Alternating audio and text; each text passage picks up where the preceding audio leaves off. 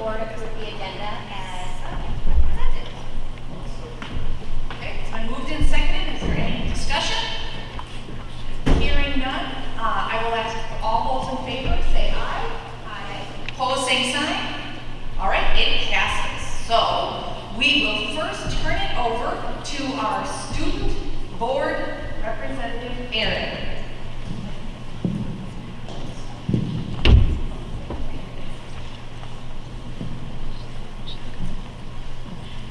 Okay, so there are only a couple more weeks left of school.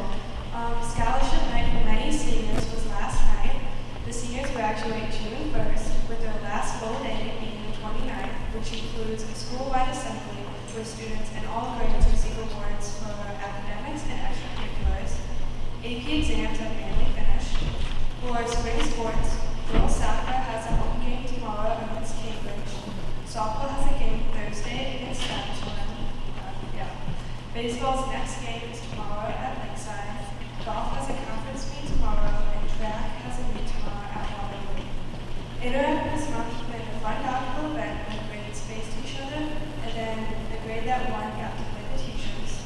And then finally, the student materials were named of Gretchen Gross, and the lesson again. Thank you. All right, this is Erin Williams' last meeting with us, and we thank her for all of the wonderful input she's given throughout this past year, and she's also one of our summa cum laude students, so thank you, Erin. And we have a plaque and a gift for you.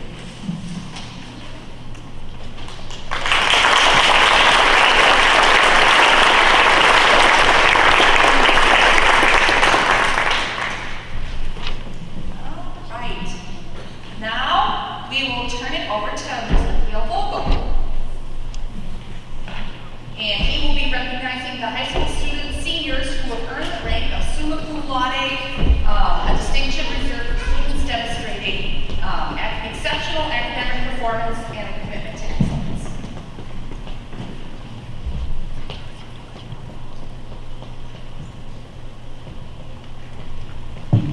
All right, good evening.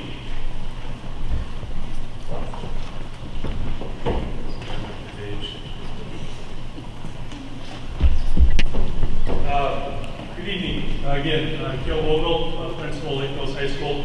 It's my great honor to welcome you tonight as we celebrate Lake Mills High School's summa cum laude graduates. These students have earned the highest academic honors by not only maintaining excellence in the classroom, but also by challenging themselves with rigorous coursework throughout their high school journey. Their commitment to learning, curiosity, and personal growth reflects the very best of what it is to be a student at Lake Mills High School. And I'm very proud, I'm sure you as guardian parents are very proud of their accomplishments and know that they are well prepared to take the opportunities and challenges ahead. So I'm going to announce you in alphabetical order. Dr. Olson will give you your certificate, and then when we're done, we're going to take a picture of everyone outside in front of the school building. Is that correct, Mike? Okay. And then once that happens, parents and students can head towards the reception area, which is the cafeteria. Make sense? Okay, right. Our first summa cum laude student is Alex Breaker.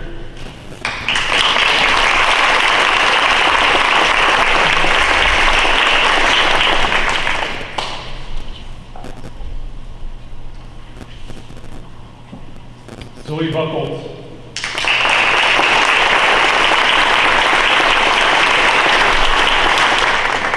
Kimberly Castellanos.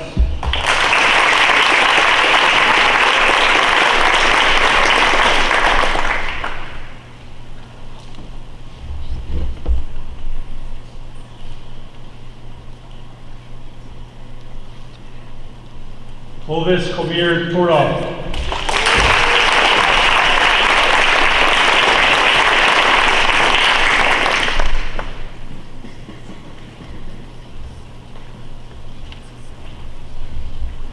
Eve Daniels.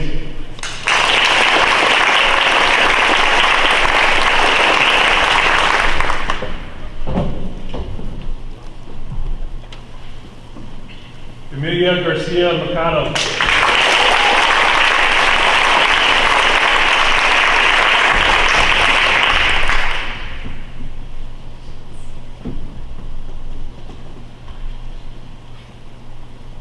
Annalise Deschko.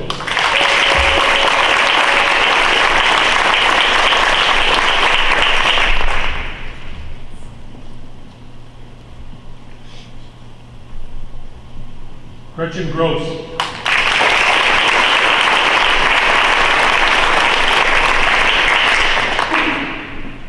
Nate Hahn.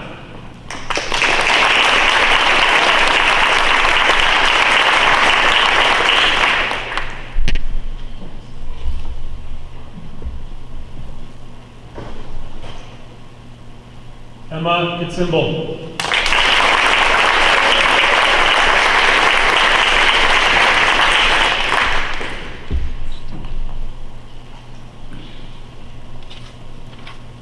Chet Callwitter.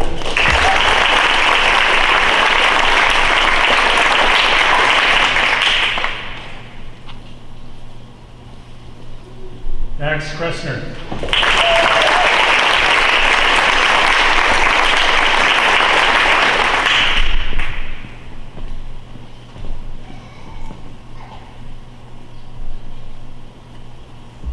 Ramneet Mann.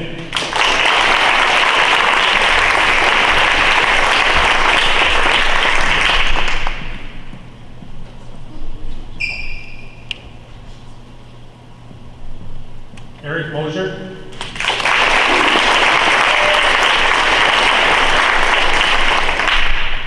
Alex Paris.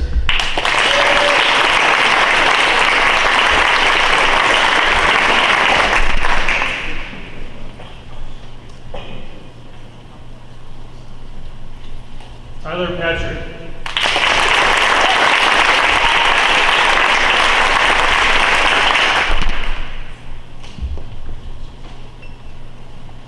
Savannah Radke.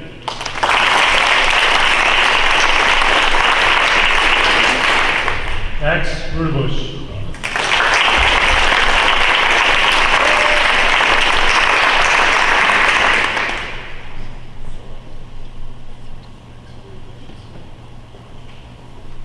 Nina Siemer.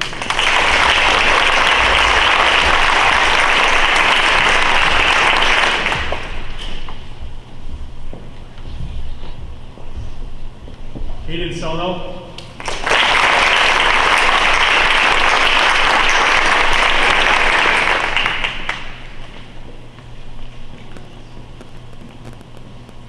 Will Silva.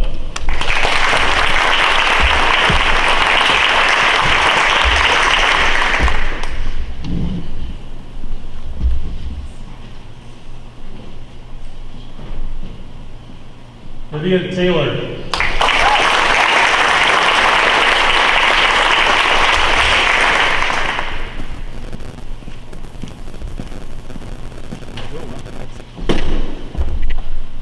Christina Thomas.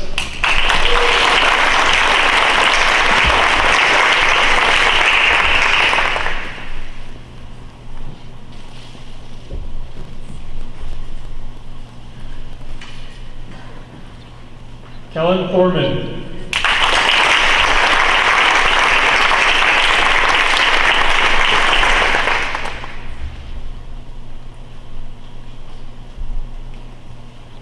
Zach Quesme.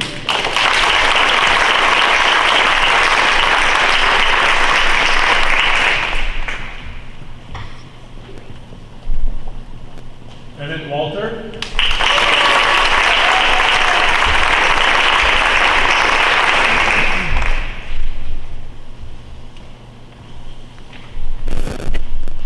Braxton Walter.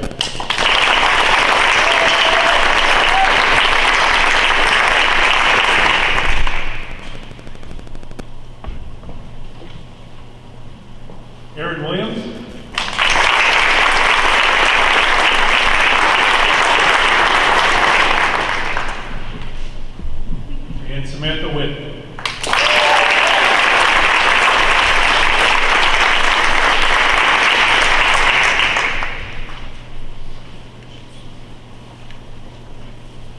So we can head out to take that picture in front of the school. Beautiful day out.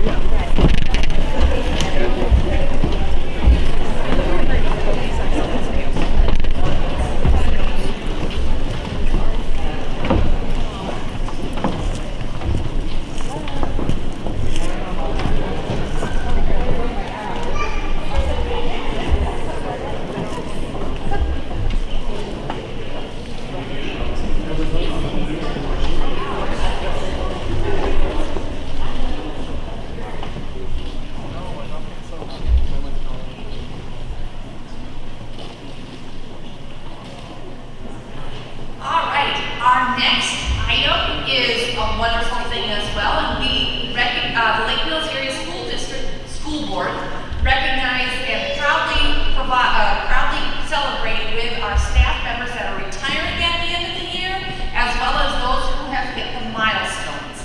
So I would start with Becky Kiefer, 5th grade, and she's been here 20 years. So that's fantastic.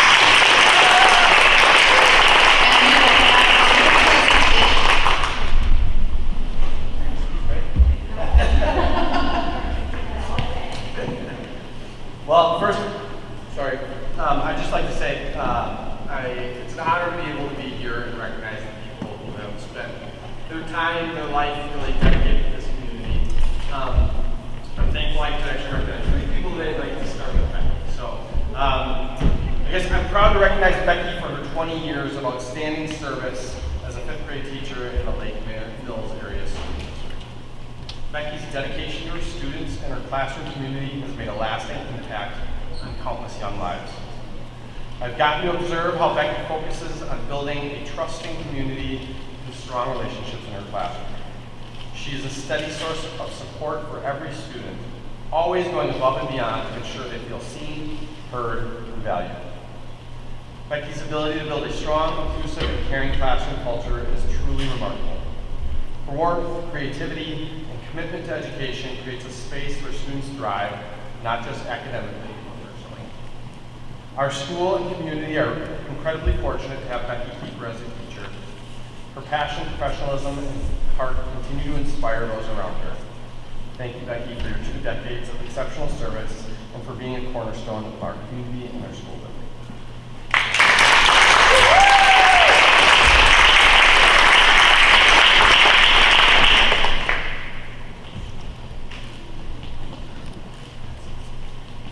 All right, next up is Nancy Renz for 35 years of service.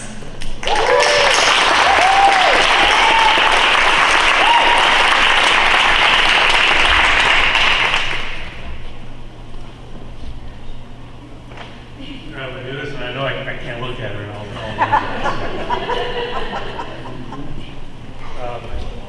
It's an honor to be standing here tonight recognizing someone who's been the backbone of Lake Mills High School for the past 35 years. 35 years. Miss Nancy Renz. I've had the pleasure of working with her for 15 of those years, 6 as a teacher, AD, and the last 9 as principal. We're here to celebrate 35 years. It's also a little bittersweet. 1 more year, according to Miss Renz, and she'll be heading into retirement.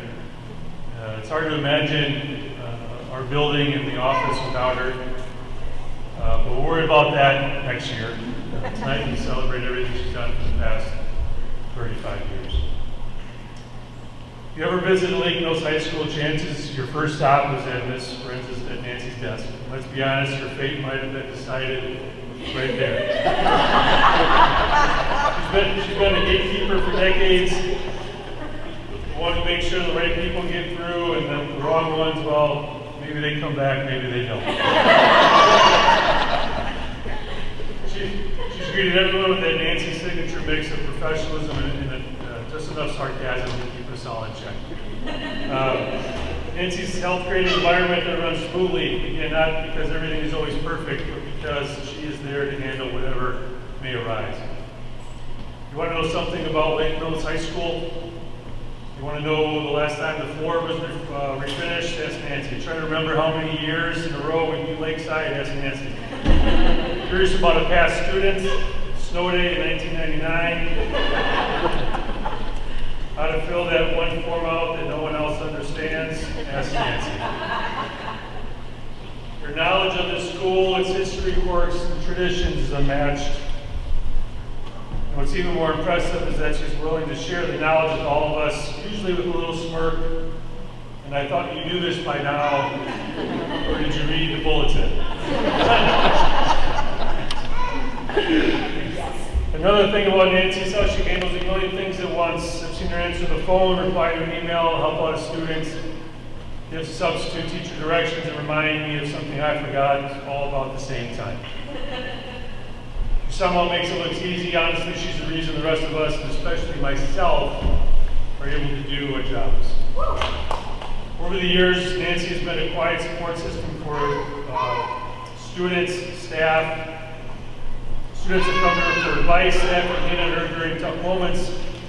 Families have approached her reassuring presence, or appreciated her reassuring presence. She's the kind of person who always remembers your birthday or knows when someone is having a bad day. At the end of the day, what makes Nancy so special isn't her incredible work ethic. Her ability to handle any situation, it's her heart. Nancy's one of the good ones. Her presence has shaped the culture of Lake Mills High School in ways that can't be measured on paper.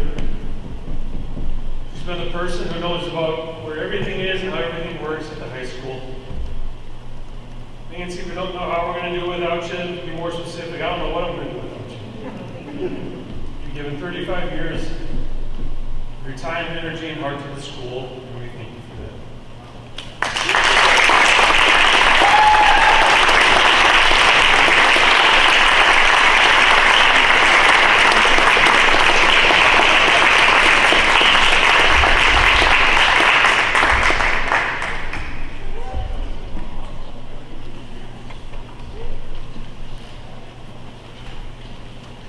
All right, now on to our retirees. And this year, we'll start with Jim Cliff, 8th grade science teacher at the middle school.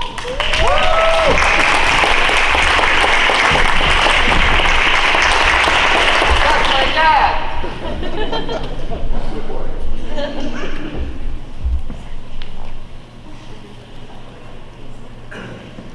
All right, well, tonight we get to recognize Mr. Jim Cliff as he retires from his role as 8th grade science teacher at Lake Mills Middle School. Jim has been a dedicated educator, known for his creative approach to teaching and his commitment to providing meaningful learning experiences for his students. Jim has a true talent for making science engaging and hands-on.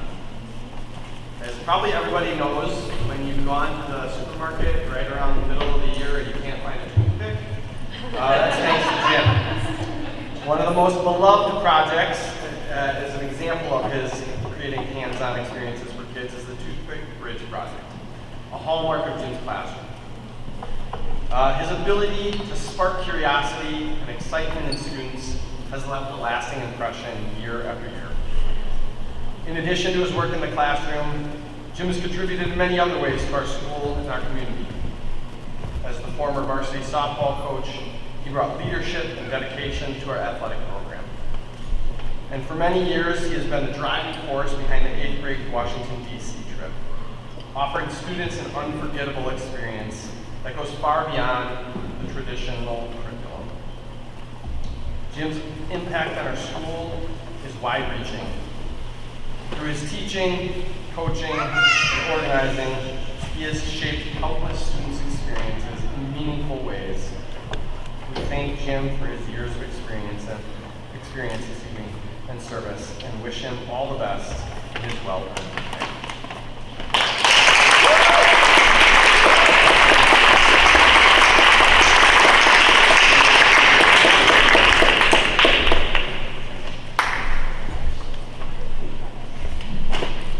And next up is Tammy Lambert, a special education paraeducator.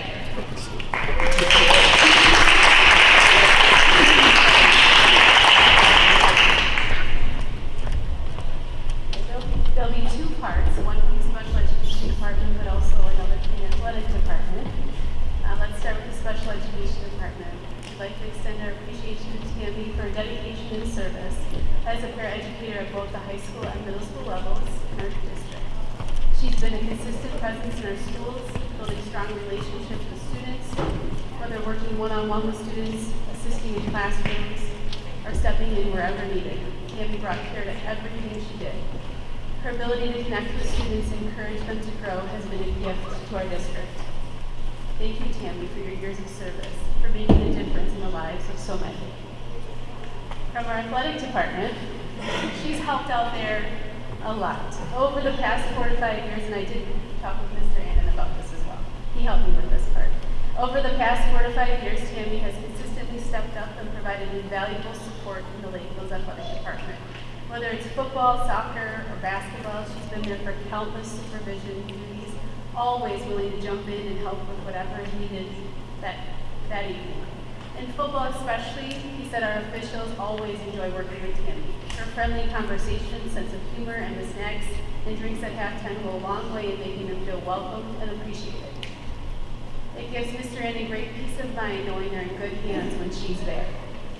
Thank you, Tammy, from all of us in the Lake Hills Athletics. Your dedication and support means so much, and we hope to see you back helping out again this fall. Best of luck in your retirement.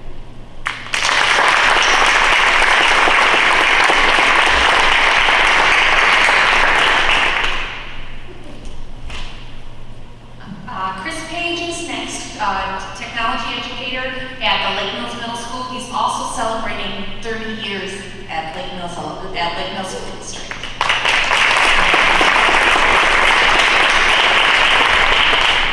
All right. I feel fortunate that I get to recognize Mr. Chris Page for his dedicated service to Lake Mills Middle School as our tech ed teacher and our middle school wrestling coach.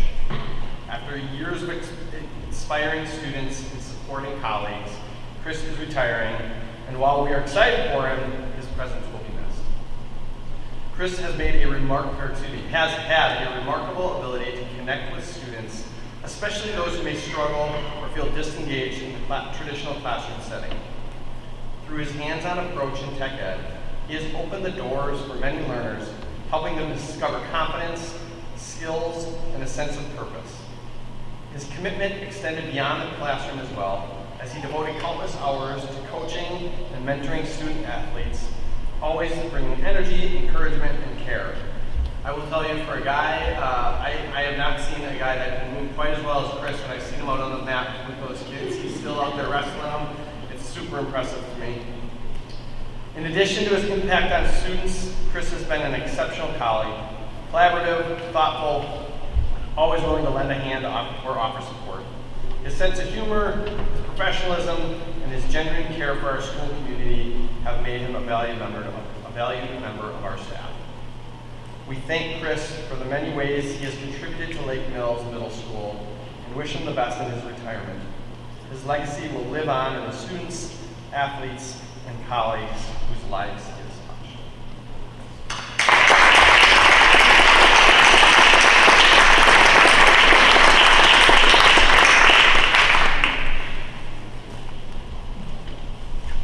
And next is Sue Schmidt, alternative education teacher at the high school.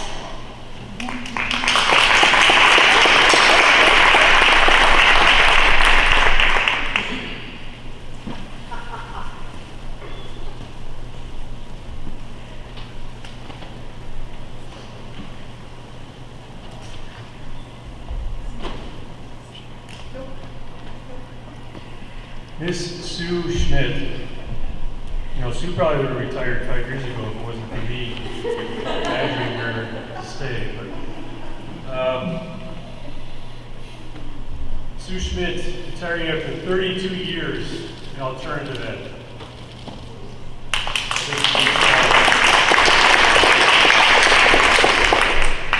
Special place for you someday, I think, Sue. Sue has spent time in Winona Grove, Janesville, McFarland, Sun Prairie, Johnson Craig, and Lake Mills School District. I've had the privilege of working with Sue off and on for the past 10 years. In saying that, I've also had the privilege of hiring her twice. Once in Johnson Creek and then once here in Lake Mills. We started an alt-ed program that started as a co-op between Lake Mills and Johnson Creek 10 years ago, I think. 10 or 11 years ago. And then when the location of the program switched to Lake Mills, Sue again took over the reins. Her expertise and passion were instrumental in bringing, we got the program over here in Lake Mills. Sue was, I did a search and found her and tried to convince her to come over, and she did. In my time as principal, I witnessed firsthand the profound impact that Sue has had on countless students. Students that I knew in Crick, the Lake Mills students. Sue has a unique gift, the ability to work with and motivate any type of student, especially those who needed someone to believe in them, when a lot of times no one else would. Sue's classroom has been more than just a learning space. It's been a safe haven for students who at times had nowhere else to turn. Her unwavering belief in her students' potential has helped hundreds of lives throughout the years. And lives should be better. The essence of our LEAP program is about meeting students where they are and helping them to discover their own path to success. Sue embodies this philosophy. She did with her time in Johnson Creek, she did her time in Lake Mills, and I'm sure in the other districts as well. There were many times when I would come find her and talk to her about a possible student that would be adding to her program. And even though the look on my face might have been like, sorry Sue, but what about this student? Sue never really had a lot of questions when I came up and talked to her about that specific situations, or wanted to know a lot of specifics right away. Her response was always, sounds good, but when can they get started? She embraced all, there is no doubt about it.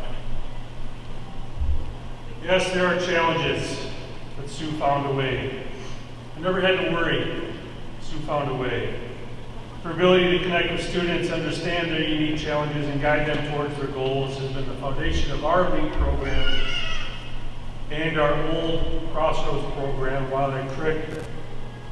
It's definitely a credit to her believing in her students at all times. As we bid farewell to Sue, we're not just saying goodbye to a colleague. We're celebrating, I think we can call it a legacy. The lives she's touched, the students she's inspired, and the positive little or big changes she's brought to our school and their students' lives will continue to ripple outward for years to come. 32 years of alt-ed. That's special. Ms. Sue Schmidt, on behalf of the Lake Mills Area School District and myself and the students' lives changed, thank you. Your dedication, compassion, and efforts have made our schools and community a better place, no doubt about that. And finally, I do wish you the best in your well-deserved retirement.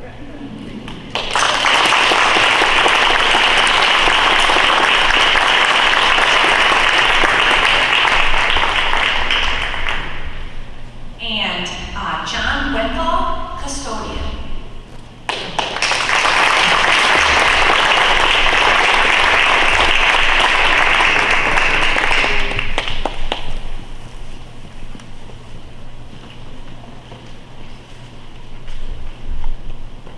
So it's a little different. John actually retired in January, so he's got a head start on the rest of you. So, and a few times I've talked to him since, he's really been enjoying it. So the rest of you have something to look forward to. I've been here, I was only with John, I should say, about a year and a half before he retired. But he was a wealth of knowledge for me, the team in general. I know there's a lot of people here, a lot of people sitting out here who can really trust on John and lean on John. They needed something. I did ask Megan if she reached out to him for any audio setup for tonight, but he did say she was able to figure it out on her own. So, for those of you that don't know, John was working with our music department, choir, show choir, band. He was was working with as well. So it wasn't just the buildings and the ground side of things. John really poured his heart and soul into the Lake Mills community. Born and raised, went to Lake Mills High School. Again, just really embodies what Lake Mills is. A small community, willing to step up and willing to do anything necessary to get the job done. Shortly after I started, I reached out to the gentleman at the city who works on the parks. And I said, hey, is there anybody in your guys' department that we can team up with and just kind of learn from each other, prepping fields, getting fields done the right way, making sure they're good. He goes, honestly, I just called John and I had him train all my guys. He does a way better job than any of us could. And I didn't doubt that he couldn't do it. I'm like, hey, if we could cross-train and get everything. No, I just do whatever John says and follow that. Sounds good. Again, phenomenal work. Cared very much about the work that he did when he was here. In the short time that I got to work with him, just very, like I said, passionate about everything that he did. Photography, something else I didn't know about John until like the last few months of working with him. How passionate he is about traveling and photography, which I have heard has continued the last few months here in retirement. So, everybody else, again, probably already knew that. Seeing pictures on Facebook, and I always heard, hey, you on Facebook? I'm like, I don't have it, but here, check out these pictures that John did when he was on vacation. So, again, just all the different sides of somebody that you don't really know or you get to see a little bit at a time. I just saw more and more as I got to know John. It was amazing to see all the different sides of somebody. And I really appreciated the year and a half that I did have working with John. And I thank him for his time and teaching me over that short period of time, and just wish him nothing but the best of luck in his continued retirement.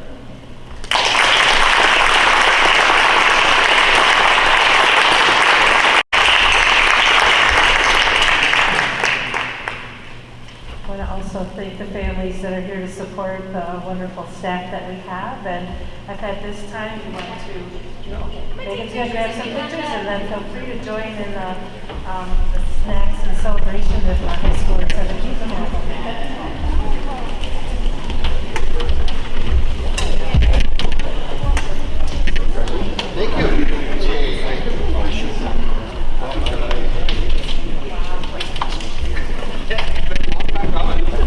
Well deserved.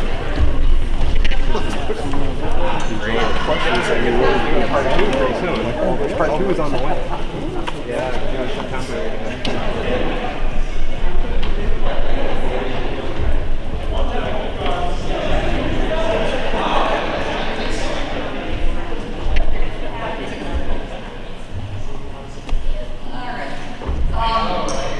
We move on to the next administrative report from Tasha. It's so quiet in here now, like yesterday. I'll just stand up because I have a plaque here that we received from the state of Wisconsin. So it's from Senator Radcliffe and Representative Fitzgerald congratulating our food service department. So they are recognized for their dedication to the profession and the dedication to the students, and they continue to provide meals for our students and keeping our staff fed really well too. I think if you've heard many of people say, they sing the praises of our food service department, and probably everyone here has been able to have a chance to taste some of the things that Kathy and her team are able to do. Unfortunately, Kathy wasn't able to cater tonight because she is recovering from a knee surgery. She was pretty disappointed that she couldn't do that because I know how much she loves it. But this is just a really nice reminder of the things that they do for us every day. Kathy, again, because she's recovering, wasn't able to join us tonight, but we'll make sure to get a picture and get this put up at the high school. So congratulations to the food service team, to Kathy and her team. We appreciate everything that they do.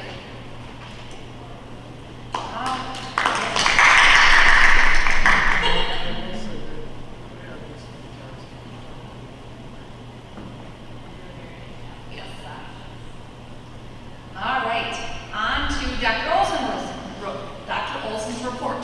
Just a quick note that teacher contracts 2014. It doesn't require board approval since contracts automatically renew over and you've approved new ones as we are hiring. There's a list of the teacher contracts there in Word docs as the attachment, and contracts are due back on June 15th. Okay. Any questions? All right. Moving on to the board reports, facility referendum report. We've had 2 meetings for the core team since our last meeting, last board meeting, and the items that have been discussed include finalization of, the fine points on middle school library. There's not been a lot of discussion for the elementary school since that's been pretty much moved on, but design of the outside as well as the just general schematics for the outside of the high school, like gym box, the new gym box, as well as the interior of that gym and the locations of the athletic entrance for the new gym. So that's mainly what has been talked about. I have the meeting agenda, the meeting minutes from those 2 meetings, and if wanted, I could forward those on to the board members itself. So, okay, that's what I will do. And then next Tuesday, we have the conditional use permit on the city council agenda for approval. So next Tuesday's meeting at 7 p.m. And like Amy said, I guess I want to reiterate that not only are we having the core team meetings, but we've been meeting with staff in between, mostly high school staff. So the majority of the high school remodel is coming from high school voices and staff that are going to utilize those spaces. So that's been very valuable, getting their input. They'll revise the design, come back, show it to the staff, and everything from there. So we're getting it, I feel very close on the high school design at this point. There'll be a few tweaks with that. Again, we have a core team meeting really looking at the timeline. I'll be going out to bid on the elementary project probably late July. The whole breaking ground this fall yet on the elementary project. The school project will be in the summer. And everything is on track, for time-wise, everything is on track, and there's wish lists that come from the different meeting or groups, like the teacher groups and then the facilities and grounds groups, but those are getting added to a wish list for when we know the final project, the dollars, and when we come in under, over, and some are a little bit over, some are a little bit under, so we're on track for the budgeting of that. Just to add also, Natasha and I have been meeting on Fridays just as part of a bus farm check-in. So that's still on permitting phases right now. It does need to be submitted to the state for permitting. So they just finalized that plan set to be able to send in for that. So we're just kind of in that holding period as it goes to the state, comes back for the city to approve over there, and engineers have to look over it. And so we're probably looking at a very late fall, just depending on the weather here this fall, if that gets started. So we're still in good hands because current bus barn is not slated for demolition until they're ready to start on the new gym at the high school. So, auditorium, I can add on to that. Auditorium upstairs, we're working behind the scenes with the music department and with myself, and so that project is slated for this summer as well for music and sound. So that's all proceeding on track right now.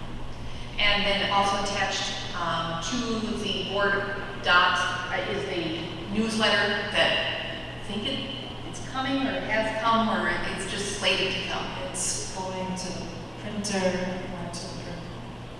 Yeah, it's gonna be mailed out on Friday this week. So that's going to everyone, every mailbox in the district with the timeline updates and then just information about the projects. So, all right. Are there any questions?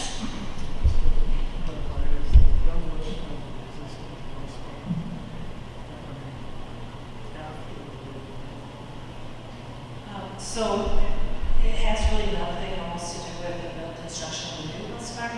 It has more to do with the construction of the new gym at the high school. We can't take that bus barn down and leave gravel parking lot essentially, especially with high schoolers driving through that. So Findorf wants to do that whole project at once. So when they are getting ready to break ground on the new gym, they'll demo existing bus barn and start work on that. So that's, I would say, approximately next summer as far as construction beginning at the high school. Are there any other questions? Okay, hearing none, I will turn to Ken Einers and the clerk for correspondence. Correspondence. The board received a thank you letter from Wayne Monk, custodian, in appreciation of the memorial gift given in honor of his mother, Judy. That particular correspondence reads, "We wish to acknowledge with sincere thanks the kind expression of your sympathy. Family of Judy." Thank you. All right, now we will move on to the community input section. Has anyone signed up to talk? No. Okay. Now, then we will move on to the consent agenda. This month's consent agenda includes the approval of the following: April 21 and April 28 board meeting minutes, April 21 teacher compensation committee proceedings, treasurer's report and vouchers and invoices, and the personnel report. Are there any items that people or that board members would like to separate out to discuss and approve separately? I'll move the board approve the consent agenda as presented. Second. Okay, it's been moved and seconded. Are there any questions about any of those documents?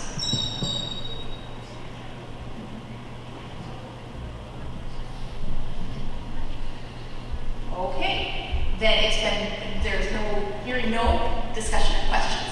I will ask for a roll call vote. Brianna Bessman. Aye. Ken Einers. Andrea Graham. Aye. Abby Gill. Aye. Amy Lynch. Aye. All right, on to the action items for this meeting. The professional staff salary schedule. The board is being asked to approve the professional staff salary schedule following a comprehensive review of educator compensation. The review was conducted over 8 meetings beginning in November 24 by a committee consisting of teachers, a school board member, and administrators. So, Yes, I'll elaborate a little bit on that. yes. So our compensation committee had those 8 meetings, and I'll go over, briefly what we did. At the final meeting, we had talked about the presentation to the board, and we made the recommendation of some minor changes. So I had asked if anybody wanted to represent on behalf of the committee. I know I volunteered. I also kind of volunteered myself to say I can do that. So that is the road that we took. So if you're wondering why, excuse me, there isn't that would be why. But I just want to give a quick review of the things that we did in our meeting. So we started out kind of looking at the history of the compensation of Lake Mills and the things that we've tried over the past years prior to me being here and Tanya. So talked a little bit about that at a meeting. Then we also looked at our compensation model and looked at it against other districts in the surrounding areas. I shouldn't say just the surrounding areas, but just other options that districts in Wisconsin are doing.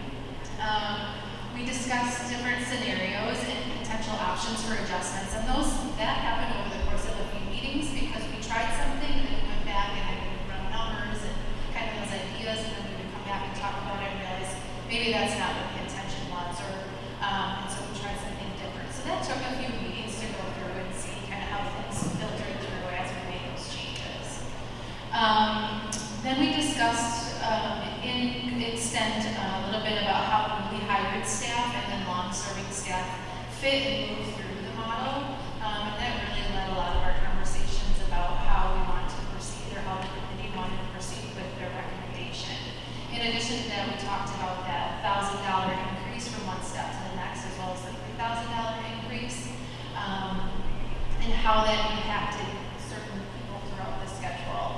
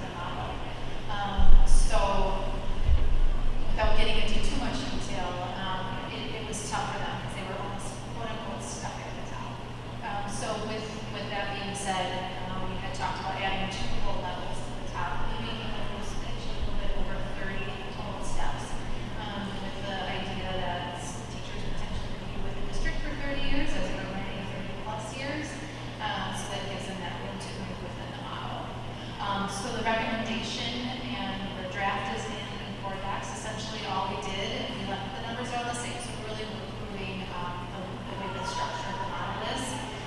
Tonight, you're reviewing this model.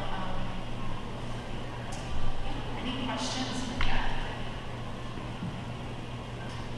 So, this still doesn't solve the issue of our starting salary breakout. So, I guess I'm concerned that, you know, we've had staff start and they look at our starting salary and, you know, they can bargain for salary at this point because back 10, you know. And so then we start staff maybe a few steps up, and so then we've got staff that are new staff and maybe the same as some of these who's been here 4 or 5 years. So I guess I don't feel like the issue for that in the salary schedule is solved. So what are we going to do for that?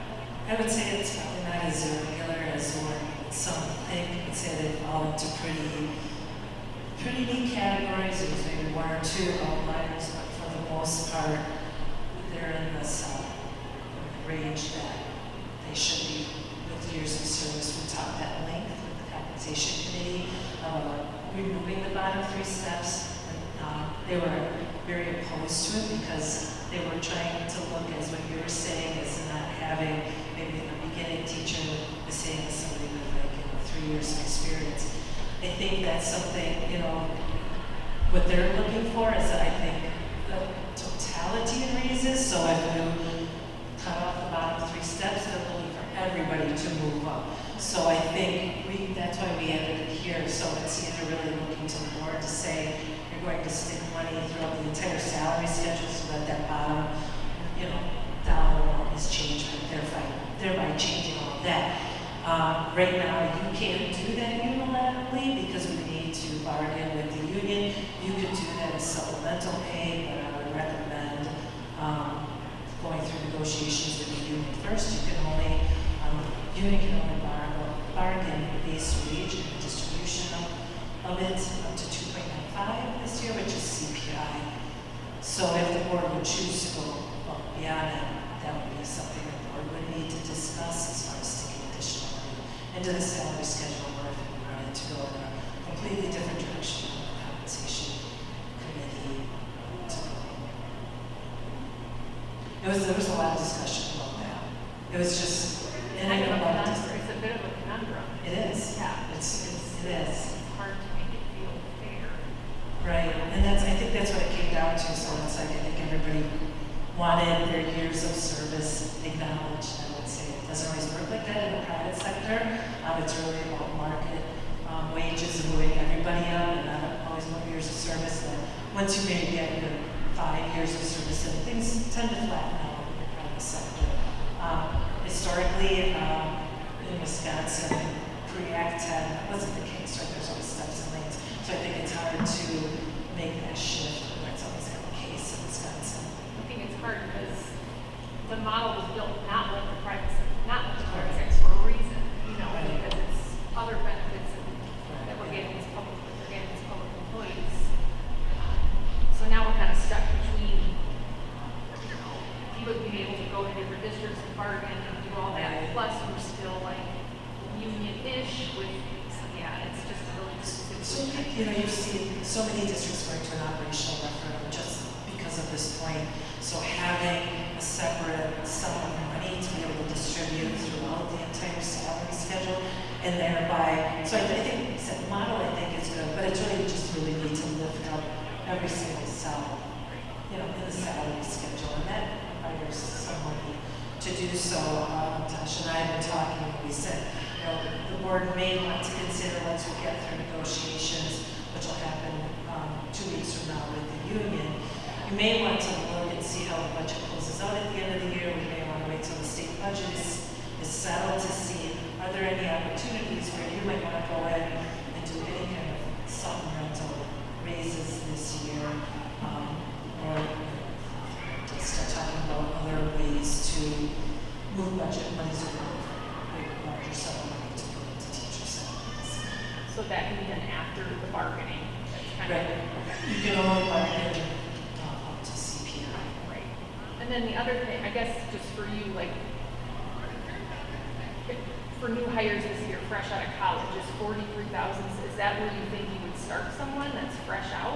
Or like people that you maybe put on the scale a couple up and they already had a couple years experience? And so I guess, what do you think about that lowest It's salary? going to be one COD. It's just, it depends on, if we don't typically count subbing, but if they're coming through with a solid, half a year of student teaching, graduating in December, and having that student teaching, or having the long-term subbing experience for half a year, we typically start that D, can credit that with that since they're doing full-time teaching essentially.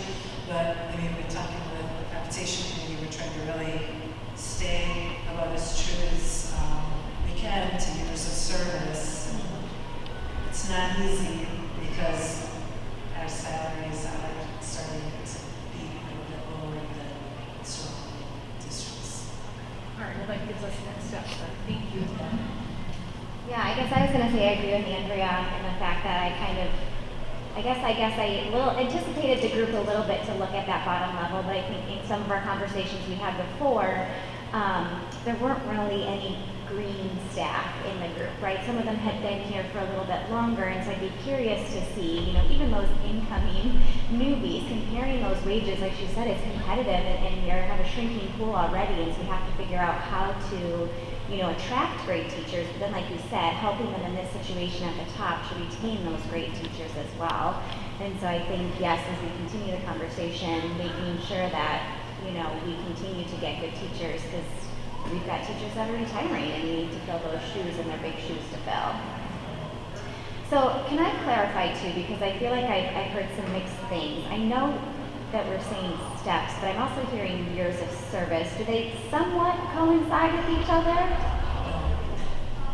So what it is, because the way the salary schedule is set up, Tasha and I are here, it really doesn't equate with steps, things are moved around. So what I have on the compensation schedule is that everybody plotted the compensation schedule along with their years of service. And so I can see when we're hiring people, you know, within about a cell or two that, okay, this would be the comparable cell that you would be in. Most of the people that sell, I'd say about a 2-year range, you know, 12 to 14 years of this cell. So it's really not too hard. So there's going to be outliers for various reasons, but really not too many as we started to look at that. Tasha and I so far during this whole last few months of trying to really confirm some years of service where we saw some outliers and we're like, is that really correct or not correct? Some of them weren't correct, so we adjusted, the salary schedule, we just adjusted the number of years of teaching that they had. You know, if they were coming from different districts prior to us, sometimes they're required their years of teaching coming out of the district. Just to add to something on my mind, it's just, you know, we can't bargain or we can't get more than CPI, yet we just had a conversation about benefits, you know, average go up 8 to 10% every year. So I think that's just something to keep on our minds too as we look at what we need to add to the cells and But Andrew, you or as a what board we can could. supplemental. Okay. It's just As far as the board union can't bargain bargaining. that you can unilaterally Okay. add additional Okay. money above CPI if you choose. So that's just something for us to think about, is that when you've all been to the store too, you know, we see the inflation rates all different in every sector. And so that's just something to think about too, is CPI doesn't always reflect what people are experiencing in their pocketbook. So it just seems so tiny this year compared to the 8.12 it was a couple years ago, so. And that's kind of where we got behind, was Yeah. the districts are able to get an 8% raise, and we did, you know, the 4.7. And I know we were watching some other districts, and those were districts that was supplemental pay, but, so, right, it doesn't take too long to get behind. Any other questions, discussion?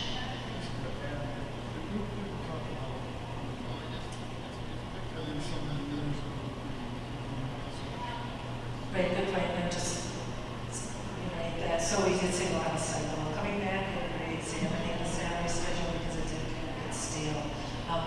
I know our teachers that are going to, like, I think present what their teachers celebrating. So the compensation committee, I did talk with Brenda and told her it's on the agenda. So I don't want you to think that we left them alone and not had a voice. And so they were here, but they don't really have any concerns either. Okay. If there's no other questions, is there a motion? I move the board approve professional staff salary schedule. It's been moved. Is there a second? I'll second. Okay, it's been moved and seconded. Any other questions? Hearing none, I will ask for a roll call vote on the motion. Ken Ivers. Andrea Graham. Aye. Abby Hale. Aye. Brianna Vesta. Aye. Amy Linder. Aye. All right, staffing for 2025-26 school year. And as we were just talking about pay and salaries and fair, the other thing I watch very closely is the staff that are leaving, either retiring or taking other positions elsewhere, and looking at the people that we're bringing in. So we're actually doing very well with budget that way, where we're really bringing some more people in, so less costly and staff. So I preface that because we're going to ask the board to increase some staffing. First of all was the half-time recreation supervisor, which we discussed at the last meeting. That budget comes from Fund 80. Our recreation department is doing more and more and expanding. I think people are pretty satisfied with the services, and so we are asking to increase Riley Pujols' position from a half-time position to a full-time position. We put her in charge of primarily a lot of the youth sports along with Brandon, who's also coordinating that. We'd like to back Carmen Weldon off from being hands-on with youth soccer and things like that, just because she's got a little bit more of a global view of what we're doing with community education, especially with the high school students and businesses. And we've seen what she's done with our Yoast program, and there's going to be another community book read coming up. So she's being called upon in the community to do more and more. I think she's got a great vision for what we can do as a community, not just a school district. The other, I'm going to go down to number 4, the half FTE, a multilingual teaching position. Again, this is really not an addition to our overall teaching FTE. This was really a rearranging of teaching schedules. So as we were looking at the high school schedule, we have fewer students, now coming into the high school. We looked at the Spanish teaching schedule between the middle school and the high school. We said, we've got our Spanish teachers covering things like virtual instruction or a study hall. And it's like, we can really probably better use them and their skills to really teach Spanish, which if we putting Mira on a little bit of an overload frees up Leslie to be able to just teach Spanish at the high school, but then take on that half-time multilingual teacher, much like what Megan Collins is doing. The benefit of that is, so it's really replacing Julia Demme, who is a paraprofessional half-time doing that work. Leslie is very, very fluent in Spanish. She's a Spanish teacher. She's been back and forth to Spain, lived in Spain, taking our high school students back over to Spain this summer. I'm also interested in learning some new languages because we have students that are not just speaking Spanish, but speaking Romanian and things like that. So, and she's just very energetic about even pursuing her studies further into more of that multilingual perhaps someday. I think this is a win-win because we have seen data that is aligned directly to when we move the teaching positions around, our scores go up. When we're in nothing against Julie because she is phenomenal, but every time we're relying on our paraprofessionals to teach, we see a little bit of a dip in our access scores. And so the strength of Megan and Jessica as teachers is they go into the classrooms, they're teaching the teachers, and they're also teaching the teachers, the strategies to help all students. And I could pull the past 3 years of data and show that. For example, Jessica Noche went from the middle school to the high school this year. High school scores rose, middle school scores dropped. And so we said, we've had this opportunity to add her, and actually we're saving to have her in a professional position, but we think this will also be a win-win for our multilingual students and also for the teaching staff that get the benefit of working with Leslie. The goal, though, would be to move Leslie in and having her work with elementary schools, specifically more of our 4K, 5K students that may not have a lot of English skills. It's a little harder for teachers, so it's a little heavier on the translation side of things, and Leslie is doing that. So we're excited at that prospect because, like I said, not an additional cost to the district, but it is an additional, I should say not additional FTE, but it's a change in positions. The other two are occupational therapists and speech pathologists. We've talked about this in a previous meeting, just about caseloads. Got some data in the attachments. And again, our teachers never complain. I mean, they've been dealing with the caseloads of 50 students. They don't say, well, let's check out 4K teachers with 24 kids in a classroom. They're just great teachers that do their job and just want what's best for kids. But that is not sustainable any longer. So, Jamie Pearson is advocating for an additional one FTE as an OT and one as a speech pathologist. And also as a reminder too, these staff travel from building to building, so it's not like you just have a caseload of 50 students at one building. They're across not only our schools, but the private schools as well that we have to service. So any questions on that? I know your questions might be in a second to do the budget. The first two positions, I don't think have a big impact. The two, the OT and the speech, do. We're still advocating for the 60% funding for special ed. 90% would be even better. We're waiting for the state budget to come through. Sorry, just a reminder that the one FTE of the OT, we approved a halftime FTE this year. So it's actually an additional halftime FTE on top of what we approved for this year. So I just wanted to make that, known as well. But yes, the recreation is a Fund 80, so that would either, we're finalizing some of the budgets within Fund 80. They're working through a lot of their programs right now. So a quick look at that, I don't believe we should have to increase that levy at all for this position. If we do, it would be minor, and there shouldn't be much of a tax impact, pennies, if anything. So that is that one. Tanya had already explained about the ML position. You could probably consider that would be a cost savings with, that one. The other two, it really just depends on those benefit selections, right? If they're a single, if they're family, it really swings things anywhere from, it could be 17,000 to up to 32,000, just depending on their wages and where they fall into benefits or if they have no benefits.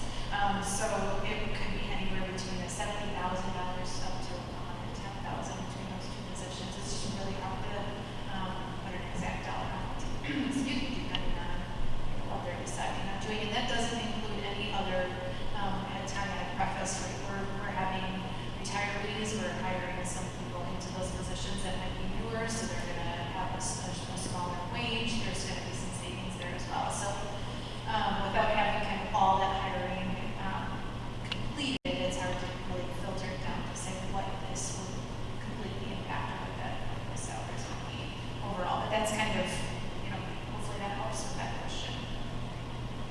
I mean, I think no matter what the budget impact, we have to hire these OT and PT just for the public. I mean, we have a ratio of 1 to 792, whereas other districts around us have 1 to 40, 1 to 35. I mean, that's impact, no matter how amazing our staff is, it's impacting student growth. I mean, it can't not be.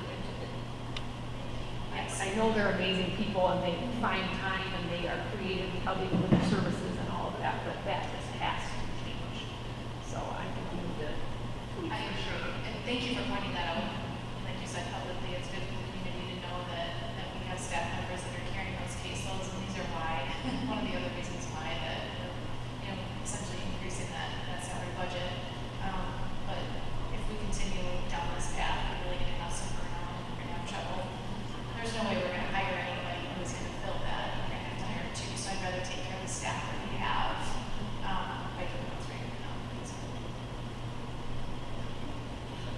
any other questions or discussion? Okay. Hearing none, is there a motion? I'll move the board approve the staff positions. 2026. Second? Okay, it's been moved and seconded. Any questions, discussion further? All right, I will ask for a roll call, vote on the motion.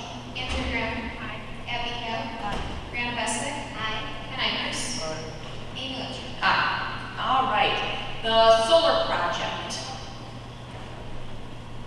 All right, so I have spoken with the folks from the Public Service Commission, and we're just waiting on the final approval from the Department of Energy. So things look like they were in motion. I know there's a lot of chatter in Wisconsin that we're really trying to get the sustainability projects up and moving here as soon as possible. I was hoping that by tonight we would have heard about the grant funds being released. We're not the only ones in the boat.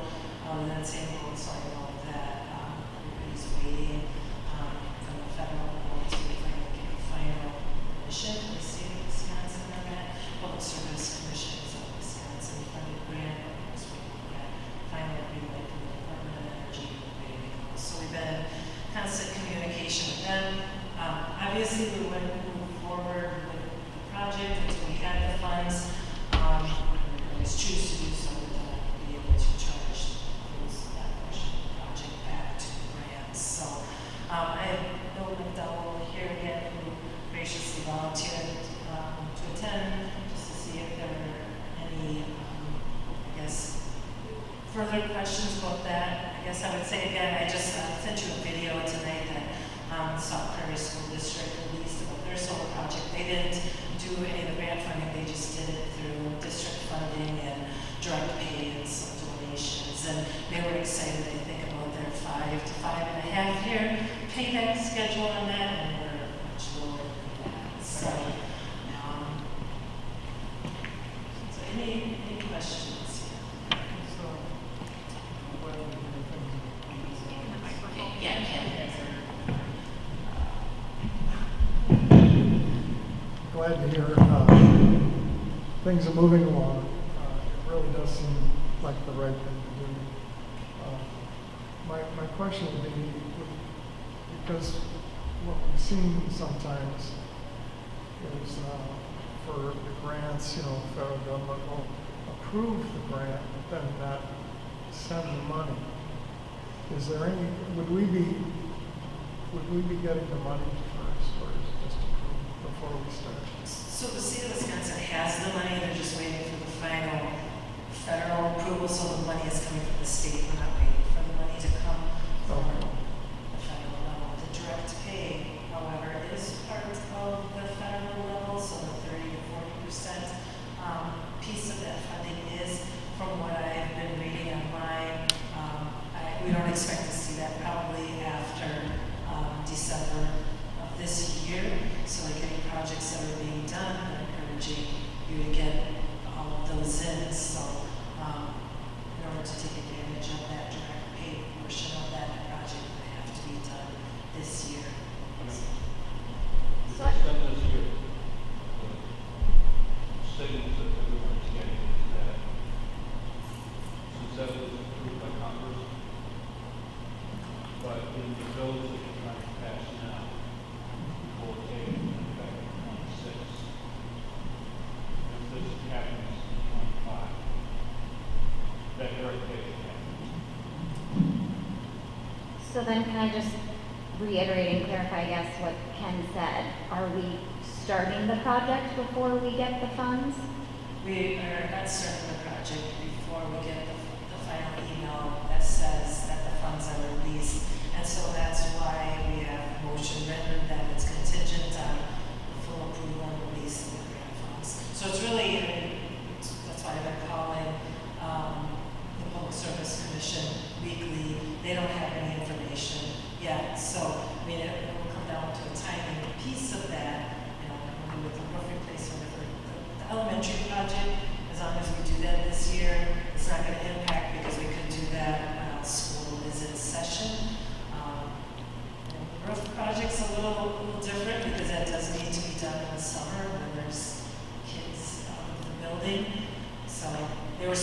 feel hopeful. They were in contact with, said, Department of Energy, so we're just waiting for that final release. And so I guess what I'm asking is, we're ready to move on a moment's notice. We're just waiting for the board approval so that if we have approval of the project and we get that email saying, yep, the grant funds are released, we can get solar panels ordered, we can get things in motion. If we've got, schedule a special board meeting and the approval, that's probably going to expect at least a week. And at this point, time is the essence. So I guess my concern still lies with money, right? Like we talked about last time, if we were putting on a roof and a solar panel at the same time, they each kind of have, correct me if I'm wrong, similar lifespans, 25-ish years. I feel like I've read different things in the solar panel articles, but 25-ish years, let's just go with that. And so I think I would not bat an eye if that was the case. I think I struggle with the fact that we are taking off the middle school roof early to then have a large chunk of money for that project, then on top of the solar panels, all before we haven't really completed our referendum, even wish list items, right? So I guess if we were to move forward with this, are you telling me that there is 100% guarantee that we are going to have enough money for those wish list items? Everything in the high school, these buildings, like we've been telling the community, are going to be set, completed, done. Because I would hate to spend all of this money up front and then on the back end be like, well, we couldn't do X, we couldn't do Y, we couldn't do Z. And to also think about the fact of our middle school and the baseball field, the whole recess area that I feel like is a safety issue because we've got kids in multiple spaces. So I think my concern lies with the money part of it, right? And knowing that we are going to push out potentially 1.2 million, not really knowing where our referendum projects lie and how they will finish. So I would say the referendum project, as well as presented to the community, is 100% funded. That is guaranteed. So everything that we said that we are going to do, we are going to be able to do. The wish list items just come from conversations when we're in core team, like, oh, that'd be nice to have, nice to do. I don't know. I guess when we get to that point, you'd have to prioritize. Would you rather spend money on carpeting, or would you rather save on your utility bills? Would you rather change out the door, or would you rather, things like that. So some of those are nice to have, and I feel sometimes more cosmetic, and that we probably could budget moving forward within our regular maintenance budget, especially if we were freeing up $50,000 to $60,000 a year in utility bills. That to me becomes either the new pot of money to fund a salary schedule, or it gets dumped directly into the maintenance budget. If you decide to, and we're really talking about funding this solar project with interest earnings from the bonds. So if the choice was made that we're going to do a different project, then we can't do a baseball diamond with interest money from the bonds. But if you're going to replace more carpeting, woodwork, some other projects that we have on there, then that's fine. But when the money is gone, it's gone. And so I guess I've said it before, in 5 years, I'm not sure how the board is finding between $700,000 and maybe $1 million to start replacing roof parts, because that is going to come directly out of fund balance unless the board decides to go for another referendum.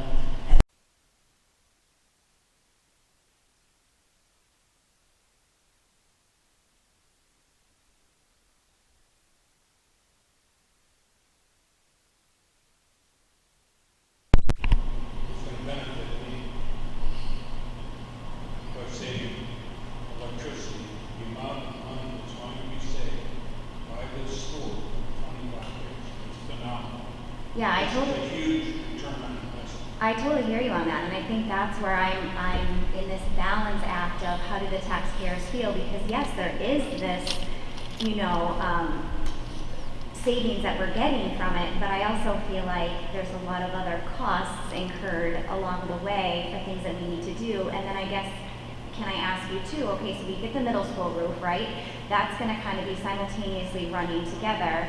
Well, we've got our elementary school roof that is like 10 to 11 years left. Well, then solar panels are gonna be 25 years, so do you take the solar panels off when you need to replace the new roof? And what's the cost that's incurred for that? The roof on the elementary school is only on the base. So a lot of it. So are you saying that the part where the solar panels are going, that roof will not need to be replaced in about 10 years? No, I don't think so. The solar panels are extending that roof. But it's not gonna extend it 15 plus years, right? The warranty of the panels are 25 years. That's a warranty. Now, we've seen panels go 30 years, 35 years. And that roof can be protected. The panels are going to defer all of the UV rays which destroy the sun destroys it. So, the panels that you have, the technology that you have, that roof could go 5, 10 years long. We just don't know. Yeah, but we almost need to go like 20 years longer, don't we? I don't know. I don't have the condition on that roof right now. Well, The question on can you actually fix the roof? Take the What you panels have off? to do is you have to pull the panels up. and what would be that cost? Well, the estimate that we have to pull the roofs up, pull the roof, the panels, and the bracket off that roof could be 40,000. Take it off, okay. So does that include all of like labor, equipment, cranes, all that stuff? Okay, before we proceed, we can continue to discuss it after the motion, but I think we should have a motion. If there's willing to have a motion on the floor, and then we can have more questions. If there, a board member and a second is wanting to do that, so. Is there a board? I will move the board approve the solar panel as presented, contingent upon the full approval and release of grant funds from the Energy Innovation Grant Program, EIGP, through the Public Service Commission. Is there a second?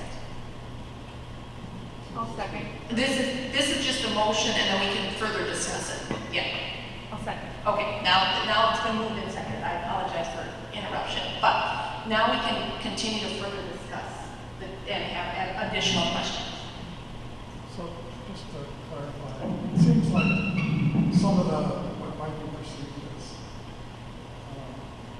extra costs is this relationship between the age of the solar panels and the roof. Again, I think what I heard last meeting is the entire project gets paid from grants and the interest from the referendum. And in the referendum contracts, the solar panel is explicitly referenced. So that means that the entire project, assuming we get the funds from grants, will be paid for. And so a follow-up question there is, would we ever use that interest of the referendum money? Have we ever used it for anything else? Is it restricted? You can only use it on the referendum project, so anything that fits the definition of that referendum question. So like we wouldn't be able to remodel the district office because that is not necessarily included. We asked about the baseball fields, we're like, well, we said site market, we're like, that'd be like kind of a thin line to be able to do a baseball diamond with that. But any of those things on our medium or low priority list from our LCAT meetings would be able to be millions for that. But then there's also a contingency built in by the builders of Findorf that's what I understand the wish list is for, that the contingency if we don't use it all. So I am absolutely for this. We have the grant that's going to potentially be expired if we don't use it this year, potentially expiring. I understand it's not the 100% ideal situation with the timing of the roof, but it's, in my mind, the grant and then also being able to use the interest for this project, as well as the most likely savings in our utility bills down the road, year after year. Finally, it's good for the environment, in my personal opinion. So that's why I would support this.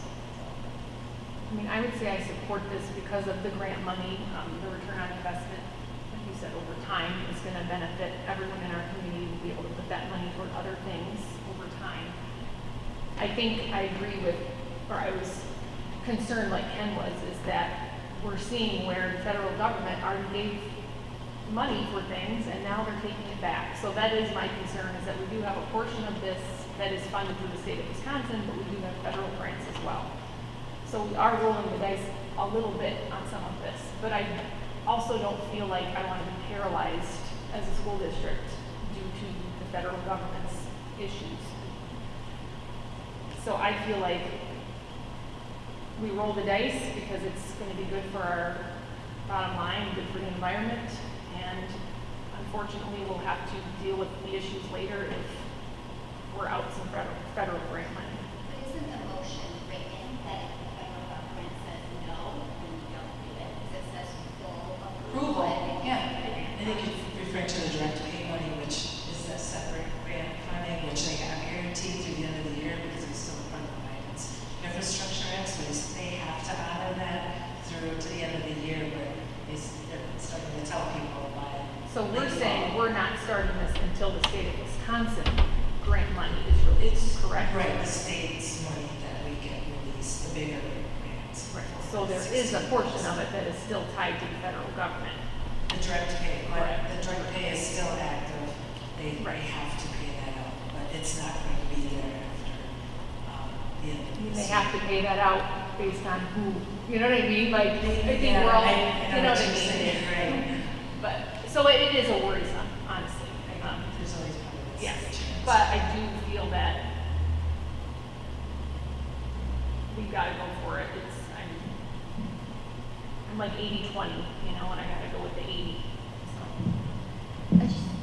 Is there yearly maintenance costs associated with the panels? Well, there could be, but most likely there isn't. I know there was a question about how do we manage panels? Unlike the technology that's connected to panels that are on the roof of the elementary school, technology on these panels, we can monitor these panels 24/7.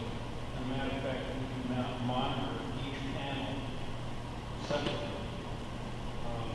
They're all Wi-Fi connected. They all own the software. Actually, every one of you could have a code on your phone to go into the software to see what each panel is doing anytime you want. So, if there's a problem with any panel in any array, we are sending orders. And those panels are covered by a warranty? Those, yeah, it's like a car warranty. It's 100% sliding scale. But what's nice about this is these panels are independent from one another. In other words, one panel goes up. There's a problem, say, a bird crashes with explosions. I got it. You can just replace that. And when you say we, who are you speaking of? Are you saying like people in our district, your group is looking at them? Who's in charge of monitoring that? We will monitor. And is there a cost associated for you guys monitoring that? The first year we monitored for nothing, and the only time that we're charging it, and if we have to come out. I guess I want to just speak to that. Bill and his group have volunteered a lot of their time, but I had asked some companies, like, can you pick up for me where I'm left off right now? And that's after writing for the grant, which is a lot of work. They told me, yes, for about $70,000 to $80,000, we'll pick up where you left off. So I mean, the fact that you've got quite a bit of work, volunteer work, to write this, whereas other companies would have charged a percentage of the grant over to be able to do this, and would have probably taken care of all of this, more so behind the scenes. So the fact that we've been able to do this locally, I know people have been impressed by that and asked how we were able to acquire such a large grant, just small. But, so, hopefully the science program. So, it's self-funded. We should plan to build out. So, All right, well, are there any other questions? I was just gonna say, like, if we approve this, can we work really hard to do the carpeting? I mean, like, that to me is a safety. Like, these kids have their hands and faces, their bodies on the carpet, and these carpetings are old, so I feel like we're kind of pushing that off like it's not a big deal. I mean, I don't know, I just feel like carpeting keeps coming up, and carpeting's important. Their little bodies are all over the carpet, and I don't want that to be, something that's like, oh, well, we can take care of that later, we don't need to do it now. So I want to reiterate, if we're gonna spend the money on this, then I don't want to feel like we're missing something in the end. Right. I mean, we have a carpet plan as part of our 14 meetings with areas that are being replaced.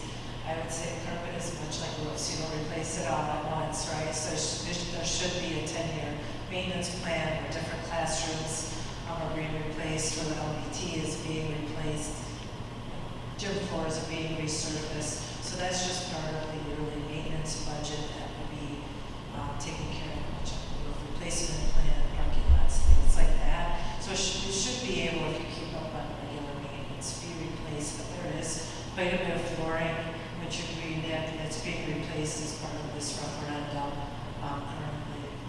Yeah, like at the high school, maybe the other two buildings, I think it's And two. a little bit at the middle school where the areas are being touched. My years first up, we said, hey, we'll save it $67,000. I just think too, let's continue to remember that we're adding on square footage at the elementary school, which means more maintenance, more needs. And so as we continue to look at budgeting needs, like, continue that to be part of our discussion. Correct. Yeah. Then, if there's no other questions, I will call a roll call vote on the motion. Andrea Graham. Aye. Abby Hill. Brianna Vesta. Aye. Ken Emmers. Amy Litcher. Aye. All right. Middle school roof bids. I'll turn it over to Nick, or the board is considering, being asked to consider middle school roof bids as a component of the proposed solar project. Again, going to complete it, if we get grant money. Yep. Go back to normal schedule. Yeah, so we had 2 roof bids come in, worked with a few different companies. Only 2 of them still had availability this summer yet. That we worked with, a couple of them just let us know we don't have capacity this summer anymore. The 2 that we did get, one was from Pioneer Roofing, Johnson Creek, and the other one was from FJA Christensen Roofing. They're out of Milwaukee. I did recommend Pioneer Roofing at Johnson Creek, not just from a price standpoint, but they were significantly less expensive, $775,000 versus $917,000. They did come out, they did a site survey. I sent everybody the same documentation since we did have that roof survey done by our consultant last summer. They came out, did core samples, all the roofs, everything, did layouts of everything. I sent all that information to all of the contractors. They were the only ones that asked to come out and still do a physical assessment of the roof, which put a little comfort in there that they looked a little bit deeper into the project than just what I sent them. I did talk to them, both of them last week. They both said they still had capacity this summer. They asked, obviously, it's it's told they're meeting today. But again, obviously, can't get done go ahead based on your guys' order until we get the go-ahead from the state. So as soon as I hear from Tanya, I can get done moving on the roof rate. My recommendation is my Johnson Creek. Are there any questions or proposed motion? This roof is part of the overall solar product, right? In other words, paid for by interest on the roof. So yeah, it's 775 is above and beyond the solar cost, but yes, it will be out of the interest for the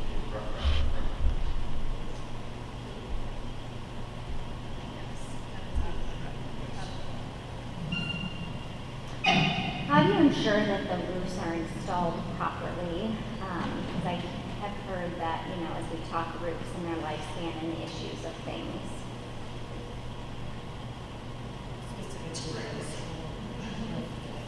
Oh, so yeah, I know we've had discussions with Tanya, Tasha, and myself about a section of the high school that needs to be replaced. It is failing prematurely. Talking with our consultant, they just said, yeah, it's a bad install. Unfortunately, they can't do anything after the fact. There's just poor installation. So yeah, just trying to cut things off before they happen, type of thing. I'll be honest with you guys. Yeah, so both of them do have a 20-year warranty. I'm not a roofing expert. Nobody here is a commercial roofing expert. Rob wasn't, and Dennis wasn't a commercial roofing expert. So honestly, I would probably like to lean on our roofing consultants a little more. Have them do this. They do go out to bid for you for a fee. They could bid this for future projects. Obviously, we already got pricing on this project, but in the future, they could bid projects for us. They would write the spec, kind of like what an architect and Figdorf does, right? They write the spec for the project. They put it out to bid to contractors that they have worked with, but that they trust, and then working with us, they could do site visits, 5 times for the project, 10 times for the project, come out and visit.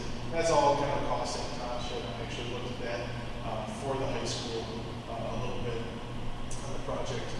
I wasn't sure what to expect from a price standpoint. It was kind of higher than I was expecting, $15,000 or $18,000. But again, I went back to them after Tasha and I talked, maybe we'd be willing to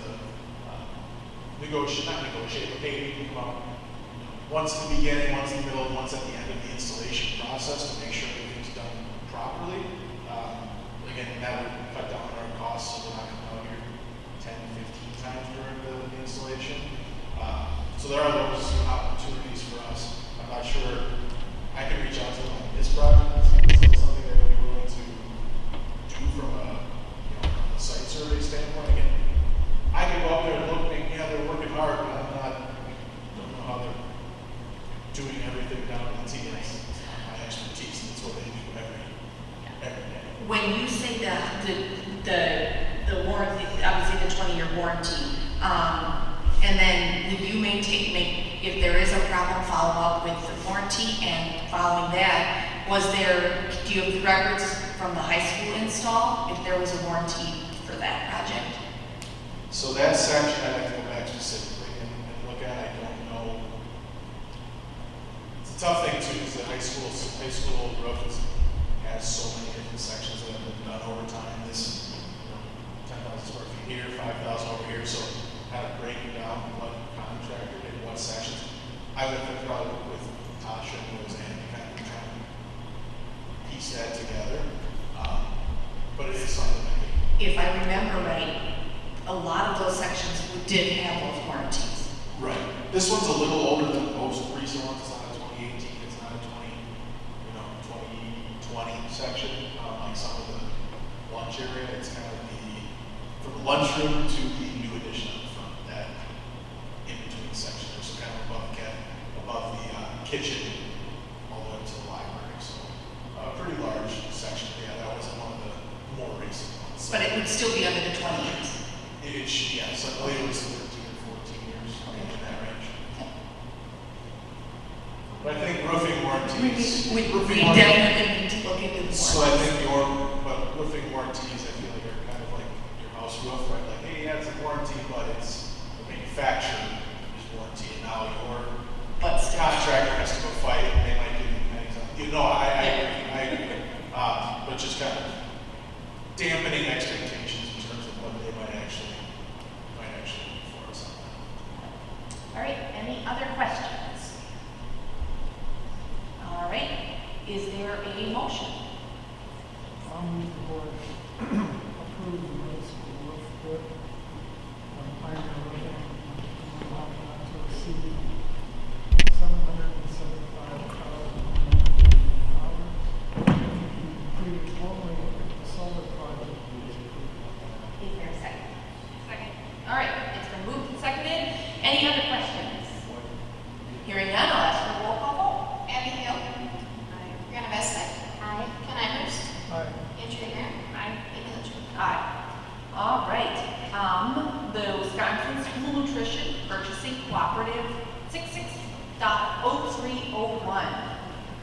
Yes, this is an annual co-op that we've been a part of for the last 7, I think it has been, years.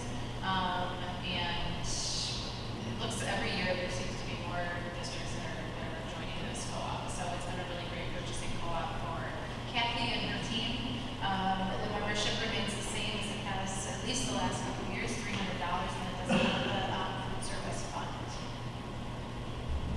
I'll move the board approve the Wisconsin School Nutrition Purchasing Cooperative 66.0301 agreement as presented. Okay, it's been moved and seconded. Any other questions? All right, then I will ask for a roll call vote. Ken Ivers. Aye. Andrea Graham. Aye. Abby Hale. Aye. Brianna Bessette. Aye. Amy Litchfield. Aye. All right, we come to the portion of that we can honor the gifts.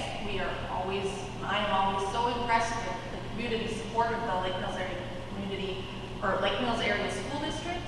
And this month does not dampen my spirits.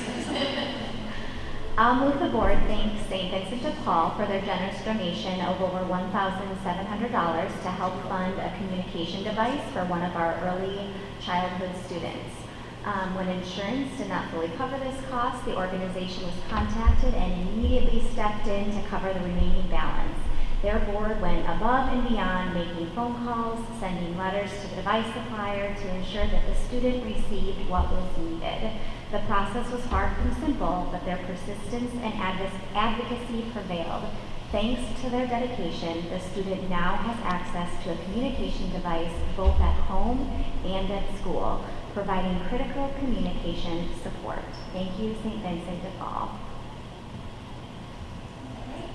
Is there a second? Second. All right, it's been moved and seconded. Is there any questions, comments? Then I'll ask for a roll call. Andrea Graham. Aye.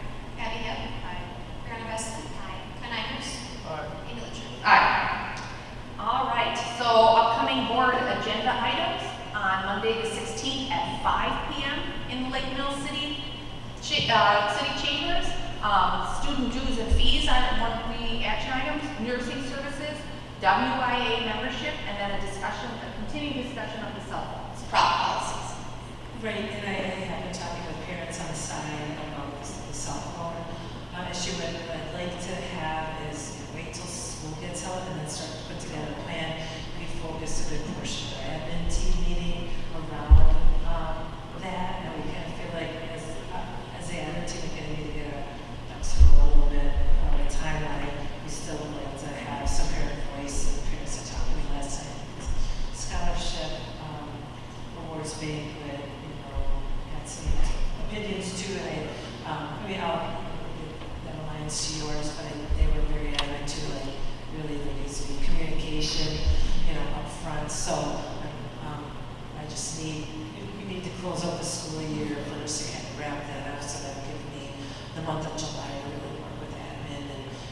probably come back around closer to August, beginning of September with, like, here's the timeline, here's what we'd like to do, especially with that large implementation, which I can appreciate of getting all the new Chromebooks up and processed. There's going to be a lot of work at the beginning of the year to get that up and going, but that's what we'd like to present to you as that plan of action.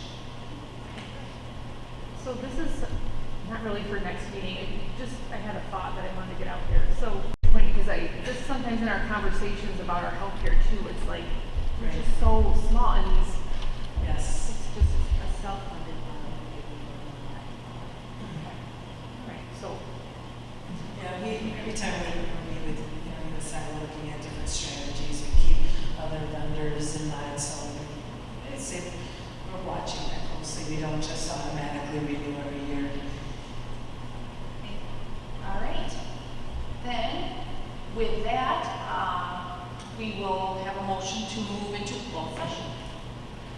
I'll move the board adjourn to executive session pursuant to Wisconsin State Statute 1925, parentheses 1, parentheses C, considering employment, promotion, compensation, or performance evaluation data of any public employee in which the governmental body has jurisdiction or exercises responsibility, specifically district administrators evaluation. I'll second. All right, it's been moved and seconded. Is there a roll call vote? Hannah Bessman. Aye. Can I